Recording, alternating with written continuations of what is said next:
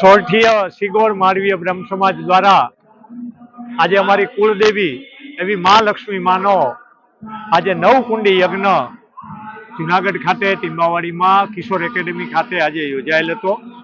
આશરે 2500 સિગોર સમાજના લોકોની ઉપસ્થિતિ વચ્ચે આ 9 કુંડી યજ્ઞ સમગ્ર શ્રીમોર સમાજની પ્રગતિ થાય, મા લક્ષ્મીમાં એમની ઉપર પ્રસન્ન રહીએ, સામાજિક, રાજકીય અને આર્થિક સમાજની પ્રગતિ થાય, આ દ્વારા સમાજનું ઉત્થાન થાય, સમાજના સાથે મળીને કુરિવાજો એને તિલાંજલિ આપીએ અને સાથે સાથે અહીંયા સોરઠીય સિગોર માળવીય બ્રાહ્મણ સમાજની એક નવી વાડીનું સર્જન કરવા માટેની એક વિચાર વિમર્શ કરવા માટેની એક પ્રક્રિયા પણ કરવાની છે।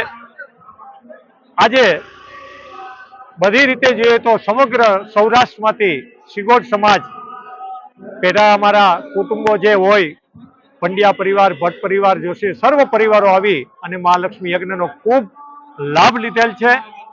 હમણાં જ યજ્ઞની પૂર્ણાહુતિ થઈ છે।